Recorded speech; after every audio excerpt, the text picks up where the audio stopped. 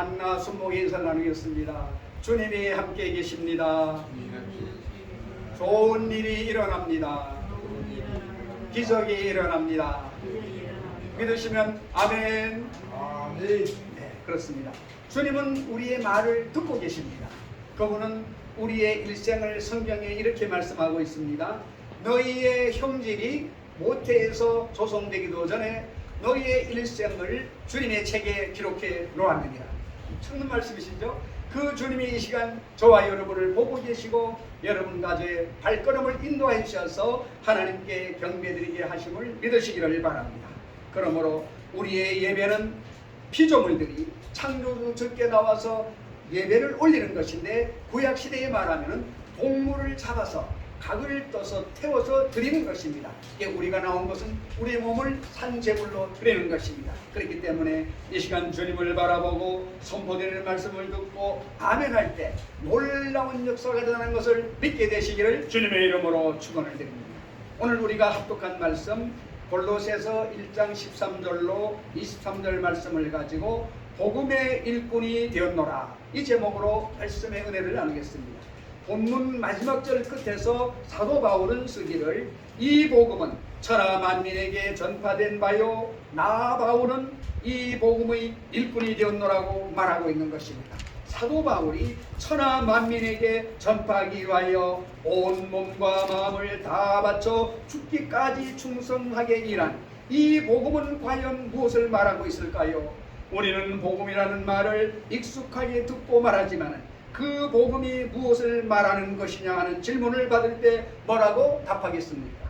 그 모범 답안을 사도 바울이 오늘 본문에서 잘 압축하여 놓았습니다. 따라서 오늘 본문 한 절 한 절을 잘 기억하는 것이 우리에게 필요하고 유익한 것이 되는 걸 믿으시기를 바랍니다.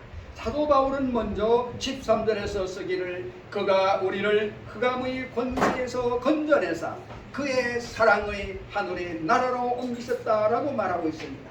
우리가 복음 밖에 있을 때는 흑암의 권세 아래에 있었습니다. 흑암의 권세는 죄와 악의 권세를 말하는 것입니다. 흑암의 권세 아래에 있었다는 것은 죄를 짓고 악을 행하지 않을 수 없는 상태에 놓여 있었다는 것을 말하고 있는 것입니다. 그것은 우리가 마귀의 지배와 조종을 받고 있었다는 뜻이기도 한 것입니다. 그런데 하나님께서 우리를 그런 상태에서 건져내셔서 그의 사랑의 아들의 나라로 옮겨주셨다고 말하고 있는 것입니다. 그러니 예수를 모를 때는 흑암의 세계에서 그 마귀가 불하라는 대로 달아간 것입니다. 그러나 주를 믿고 난 다음에는 성령님이 오셔서 우리 한 사람 한 사람을 인도해 주고 있는 것을 믿으시기를 바랍니다.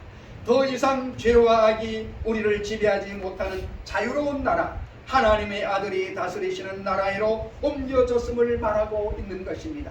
미움과 싸움과 거짓과 살기가 가득한 세상에 있다가 사랑과 진리와 평안이 넘치는 세상에서 살게 되었다는 것입니다. 그렇기 때문에 우리는 환경만 변화된 것이 아니라 우리의 심령이 새로워지게 된 것입니다. 예수를 모를 때에는 개인의 자랑과 이기주의와 혈기를 가지고 살아갔습니다. 이제 성령님을 모시자 감사와 기쁨이 넘쳐나게 되고 이타의 삶, 나보다 다른 사람을 위해서 살겠다는 마음을 갖게 된 것입니다. 바로 이것이 복음, 복된 소식인 것입니다. 그렇기 때문에 예수님을 복된 소식이라고 부르는 것은 세상의 모든 것은 기쁜 소식이 없는 것입니다. 기쁜 듯 하지만 조금 있으면 사라져 버리는 것입니다. 세상의 모든 것은 낡아지고 닳아지고 없어지게 되지만 저 하늘이 무너지고 이 땅이 꺼져도 하나님의 말씀은 1.1핵도 변하지 않고 말하고 있는 것입니다. 바로 그 사도 바울이 그의 사랑의 아들 나라라는 말로 뜻하고자 하는 것이 무엇을 말하는 것이겠습니까? 첫째로 예수 그리스도는 하나님의 사랑하시는 아들이시며 따라서 우리도 예수 그대로 안에서 하나님의 사랑을 받게 되는 나라라고 말하고 있는 것입니다. 두 번째로 예수 그리스도는 아버지 하나님과 마찬가지로 사랑으로 충만하시며 그가 우리를 흑암의 권세에서 건져내시고 아들이 하나로 하나 되는 나라로 옮기신 것도 바로 그 충만한 사랑 때문이라고 말하고 있는 것입니다. 세 번째는 예수 그리스도의 나라는 그의 사랑 안에서 우리가 하나님을 사랑할 수 있게 되며 또한 우리 사람들 사이에서 서로 사랑할 수 있게 되는 나라라고 말하고 있는 것입니다. 이것이 바로 복음이라고 말하고 있습니다. 사도 바울은 이어서 14절에 말씀하기를 그 아들 안에서 우리가 속량 곧 죄사함을 얻었도다 라고 말하고 있습니다. 하나님께서는 우리의 죄와 악의 권세에서 건져주셨을 뿐만이 아니라 그의 아들 예수 그리스도 안에서 우리의 모든 죄를 용서하셨습니다. 이것이 복음인 것입니다. 죄는 우리를 하나님에게서 멀어지게 하고 원수되게 하며 하나님 나라의 삶을 잃어버리게 만든 원인이 되는 것입니다. 죄는 우리 인간 사이의 사랑과 교제와 일치의 관계를 파괴하고 우리 안에 시기, 질투, 미움, 다툼, 거짓, 불안, 초조, 살인 등의 온갖 악과 모든 인간의 멸망과 영원한 죽음이라는 하나님의 형벌을 자초한 근본이 되는 것입니다. 따라서 그 죄의 용서를 받았다는 것은 곧 인간이 처한 모든 악과 죽음의 문제가 해결될 수 있게 되었음을 의미하는 것임을 알아야 되는 것입니다. 이것이 성경은 복음이라고 말하고 있습니다.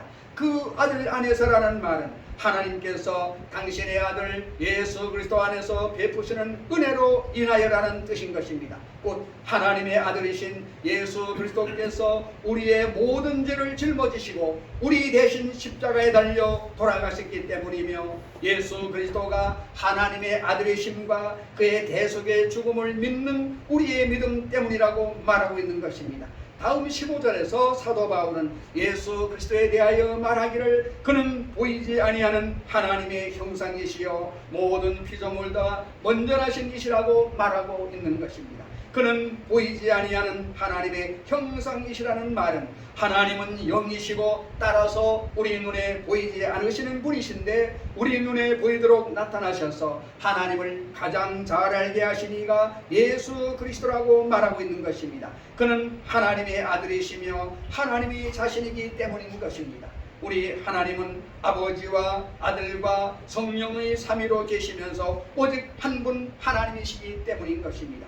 따라서 우리는 예수 그리스도 외에 다른 어디에서 하나님을 찾으려 해서는 안 되는 것입니다. 예수 그리스도의 가르침 외의 다른 어디에서 하나님의 진리를 알려고 해서도 안 되는 것입니다. 예수 그리스도를 따르는 것 외에 다른 어떤 삶의 길을 가려고 해서는 절대로 안 되는 것입니다. 예수 그리스도는 길이시고 진리이시며 생명이시며 그를 통하지 않고서는 하나님께로 갈 수 있는 사람이 아무도 없기 때문이라고 말하고 있는 것입니다. 모든 피조물보다 먼저 나신 이시라는 말은 하나님께서 천지를 창조하시기 전에 이미 계셨다는 뜻이기도 한 것입니다. 천지가 창조되기 전에는 하나님 외에는 아무도 그 무엇도 없었기에 예수 그리스도는 곧 하나님이시라는 말인 것입니다.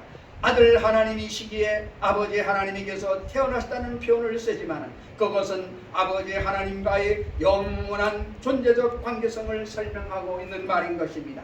아들 하나님께서 아직 태어나지 않으신 때가 있었다는 말이 결코 아닌 것입니다. 아버지와 아들과 성령은 영원히 스스로 존재하시는 삼위 하나님인 것을 말씀하고 있는 것입니다. 예수 그리스도는 본래 신성과 본능과 영원성이 있어서 아버지 하나님과 동일하시고 동등하신 아들 하나님이시라는 말인 것입니다. 이어지는 16절 17절에서도 사도 바울은 예수 그리스도에 관하여 한 걸음 더 나아가 만물이 그에게서 창조되되 하늘과 땅에서 보이는 것들과 보이지 않는 것들과 혹은 왕권들이나 주권들이나 총치자들이나 권세들이나 만물이 다 그로 말미암고 그를 위하여 창조되었고 또한 그가 만물보다 먼저 계시고 만물이 그 안에 함께 섰느니라고 말씀하고 있는 것입니다.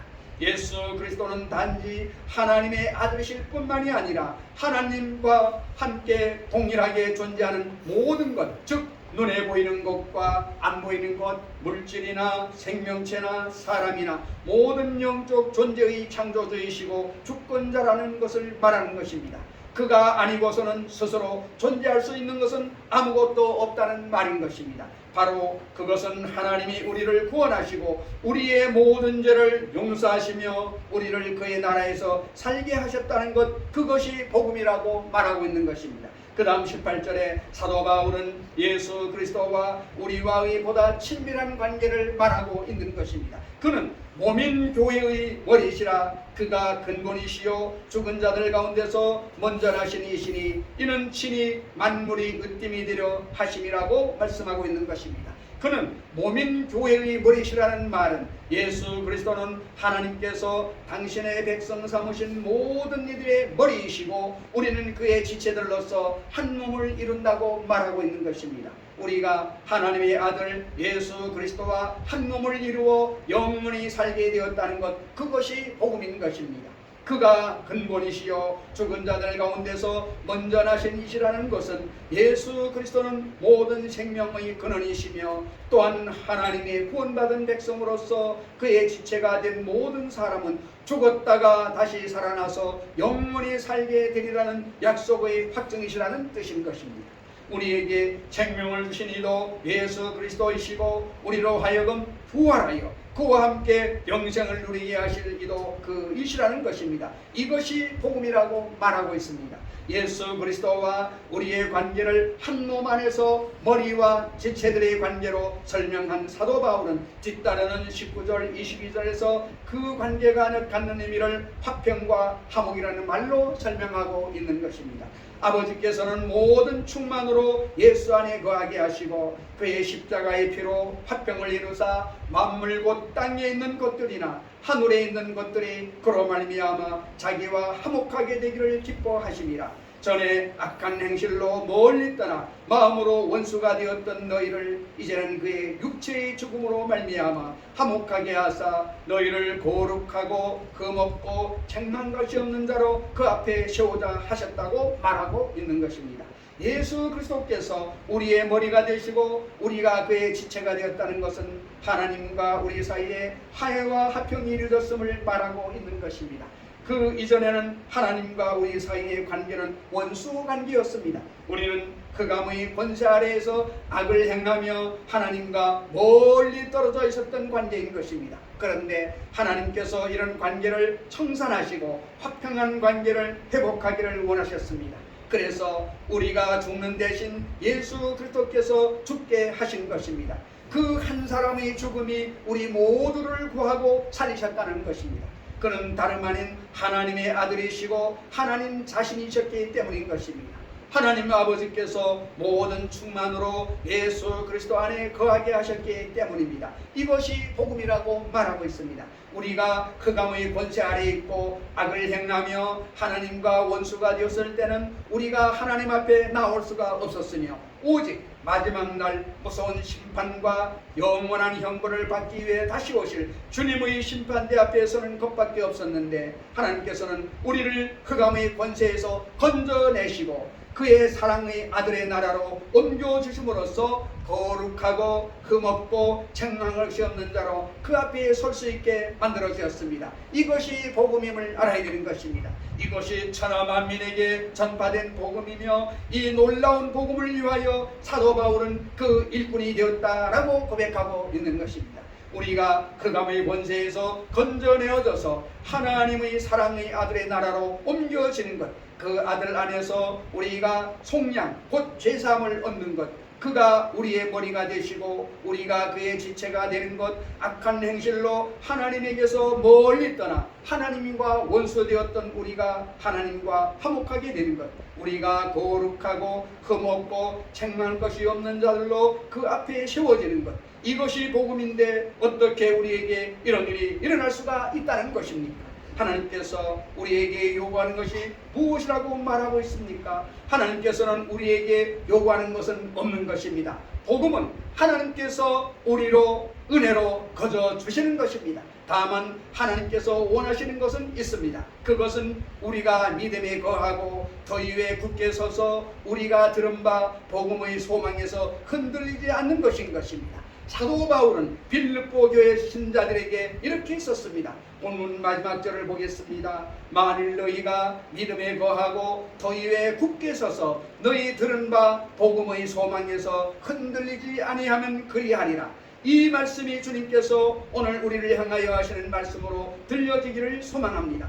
그렇습니다. 오늘 말씀을 마무리합니다. 오늘 말씀의 제목이 무엇입니까? 복음의 일꾼이 되었노라. 복음은 바로 예수 그리스도를 말씀하는 것인데 이 예수 그리스도를 전하는 것이 복음의 일꾼이 되는 것입니다. 사도 바울은 원래 이름이 사울이었습니다. 사울 시절에는 하나님을 섬기지 아니하고 예수 믿는 자를 잡아서 감옥에 보내고 태장을 치고 그런 일을 했던 사람인데 그가 소문에 그 다메섹이라는 도시에 예수 믿는 사람들이 많다 하는 소식을 듣고 그 장로들에게 명령사를 받아가지고 예수 믿는 자들을 잡으러 가고 있었습니다. 그런데 대낮에 하늘로부터 강한 햇빛이 내려쬐면서 말에서 떨어졌습니다.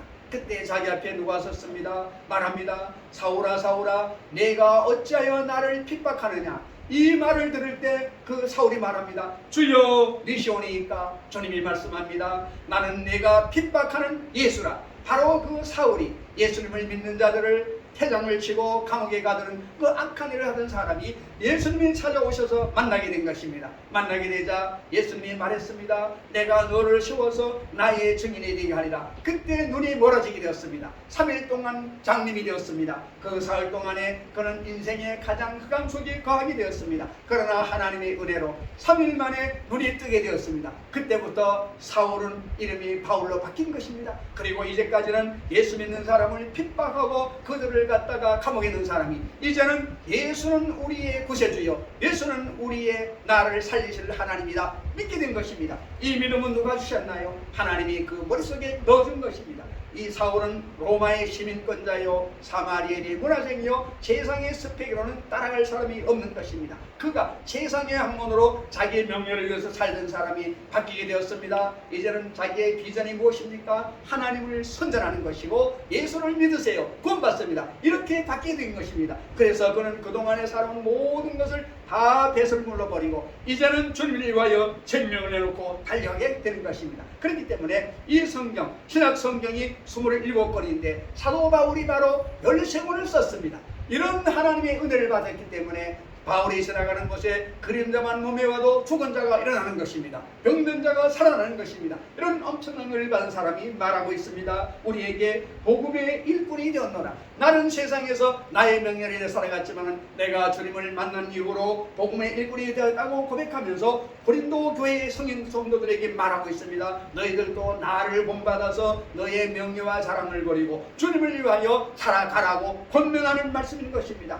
오늘 우리가 하라 할 것은 우리의 구원받는 데 우리의 도움은 하나도 없는 것입니다. 전적으로 하나님의 은혜로 우리에게 주시는 것임을 믿으시기를 바랍니다. 그 주님이 함께 하실 때 세상 사람들이 원하는 건강, 물질, 명예 모든 것은 주님이 선물로 주시는 것입니다. 우리가 할 일은 그저 십자가 주님을 바라보고 오 주님 나를 위하여 독생 성자를 보내주시고 십자가에서 죽게 만드시고 나를 보내주신 은혜를 감사합니다. 주님께 나와 감사를 드리고 예배를 드릴 때 그 하나님이 오셔서 우리 한 사람 한 사람에게 비전을 주시고 영천을 주시는 것입니다. 그렇기 때문에 여러분 텔레 보면은 인류에는 사람들의 공통점이 무엇입니까? 자기 힘으로 할 때 안 돼가지고 높은 곳에가 떨어질 마음을 가졌었는데 어느 날 밝은 빛으로 찬양 소리가 들려와가지고 나 같은 죄인 살리신 내가 주를 영접하나이다. 자기도 모르게 앉았는데 성교회에 앉아가지고 주님의 말씀을 듣고 있더라는 것입니다. 누가 했을까요? 성령님이 하시는 것입니다. 여러분 하나님은 성부 하나님, 성자 예수님, 성령님 삼위일체 한 분을 하나님이라고 부르는 것입니다.